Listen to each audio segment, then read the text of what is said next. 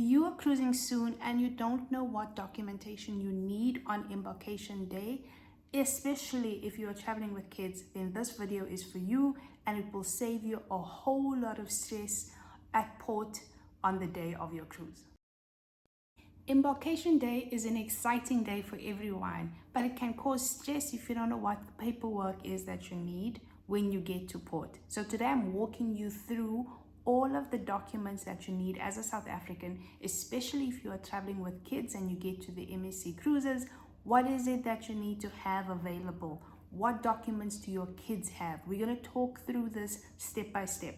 If you don't know who I am, my name is Phoebe and I help first-time cruisers cruise stress-free and confidently. I'm here to guide you every step of the way, and if you don't have my free checklist, I have a link available in the description where you can download any content that you need regarding your cruise, all of the questions asked and answered. So when it comes to cruising, missing one document can cause huge stress and a lot of delays. We don't want this happening to you, so let's talk through the documents that you need.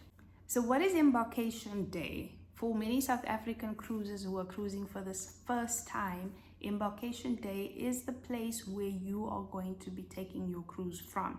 This could be Durban or Cape Town, and you are allocated a time by MSC Cruises for when you need to check in.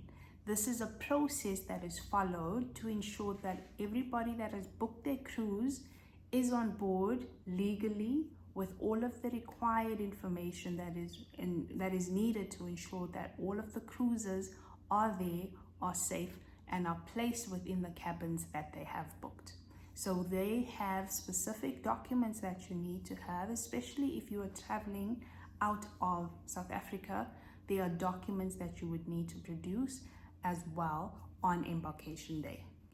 It's important to note that you can't just arrive at any time. MSC specifically gives you slots so that they can manage the flow, they can manage the volumes, and they can ensure that there's a smooth transition from you entering into the port and getting onto the ship. So let's talk through the documentation process and the entire experience on embarkation day. So there's 4 main steps that you go through. The first step is the document verification phase. Then there's the screening phase. Then there's the boarding process. And finally, it's the phase of getting onto the ship. So what are the documents that are required? Let's start with the adults first. Most importantly is a passport. You need to have a valid passport to travel, okay?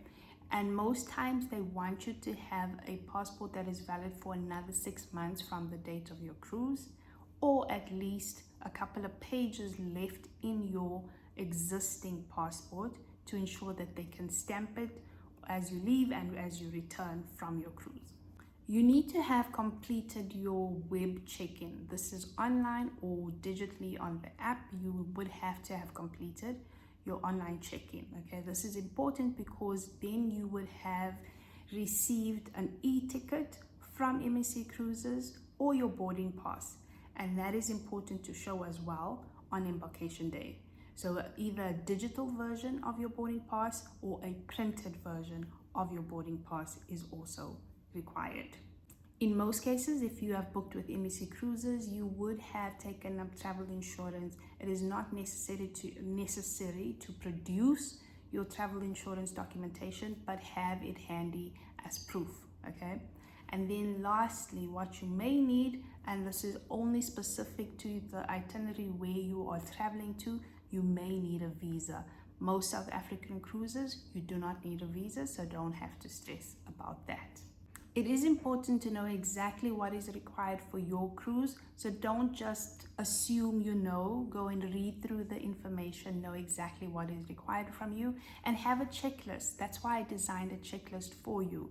In fact, I have a planning guide as well where everything is in sheets for you, where you can note, do I have all of these documents available for my cruise? And then you are stress-free and confident that you have it marked down. So go and have a look at the free checklist. The link is in the description.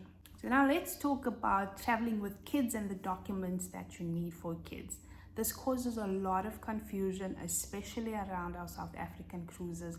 And I want to make sure that you have all of the confidence and information that you need when traveling with kids about what the documents that they require. So when you're traveling with minors, it's important that every single child has a valid passport, okay? Every child must have a passport regardless of how old they are.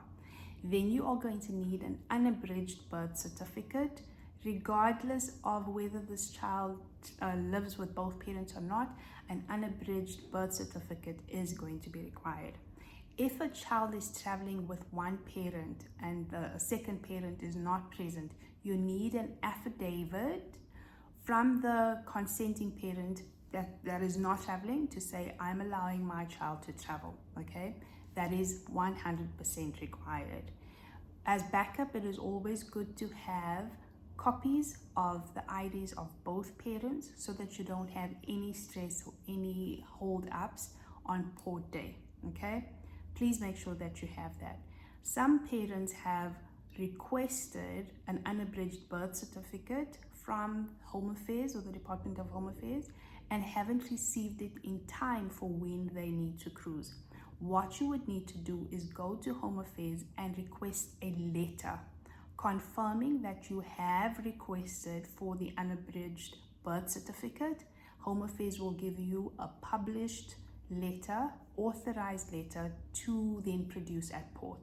This is also confirmation that you have requested it and you have not been issued a printed or a certified version of that unabridged birth certificate just yet. Something to consider, if there are any custody court orders when it comes to the custody of children, have that available as well. It may be requested, and if you have it available, it makes the things so much easier. And then you don't have to stress about whether or not you and your kids will be allowed to sail. So let's talk about what it is that you're going to need on embarkation day in your handheld luggage. Okay, it's important to note when you get to the port, some of your bags are going to be checked in separately and you're going to have hand luggage with you because you're not going to get access to your cabin immediately. So in your hand luggage, you want to have all of your documents, all of your passports. You want medication. If you're traveling with kids, their juices or the food that they eat, especially if it's minor kids, you want to have that in your hand luggage. You want to have your towels and your change of clothes, your swimsuits, anything that you're going to need for the first couple of hours as you're on board, you want to have in your hand luggage so that you don't feel stressed and stranded because your luggage is still getting to your cabin. Let's take the guesswork out of preparing for embarkation day. One of the things that a lot of first-time cruisers make, and the mistakes that they make, is that they arrive way too early. If your embarkation time or your check-in slot time is at 12 o'clock, arriving at 7 o'clock is not going to do you any favors. So come closer to your check-in time. If you have to be there at 12 o'clock, be there around 10:30 to 11. The second mistake that many first-time cruisers make is printing their documents. Having everything on your phone could be a problem if there's any data or connectivity issues and you can't access those documents. It's going to leave you stressed and stranded. So print as much as you can ahead of time, or make screenshots of the documents that you need so it's saved in your photos folders instead of having to access it through the internet. Check your expiry dates on your passports. A lot of people make the mistake of assuming that their passports are still valid and they arrive there on port day and those passports have expired. Make sure that you know exactly when your passports are going to be expiring and go and make the preparations ahead of time to get new passports made. The simple process is 2 weeks now, so make sure that you're going to apply for those new passports and cruise stress-free. Another thing that people assume is that the kids' documents are exactly the same as the parents'. Traveling with kids requires more documentation. Prepare for that, have it available and ready before you cruise. Never pack your passports into the suitcases. Have it available with you in your hand luggage or your handbag. It makes things so much easier and smoother on embarkation day. And one last tip, many people ask me, do you need an ID for boarding? No, you don't need an ID, but if you're traveling, if you're flying into the city where you're going to be traveling from, yes, you will need your ID for your flights, but not an ID for boarding the ship. So if you want to remove all of the stress and the concern for embarkation day, go and download my free checklist and make sure that you have all of the details of what you need before you sail. Preparation removes all of the panic and stress, and embarkation day should be an exciting day, not a stressful day. So go and have a look at all the information that I share.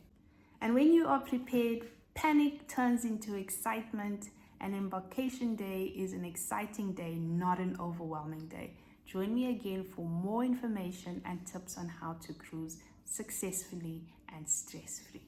If you found this video helpful, comment below, share your insights, share your thoughts, share your questions, especially if you are cruising with kids. I'm sure you have more questions. And if you are new here and you haven't subscribed to this channel, a follow, a like, and a share will do so much in making sure more people know that there's information to be heard and learned about cruising for the first time.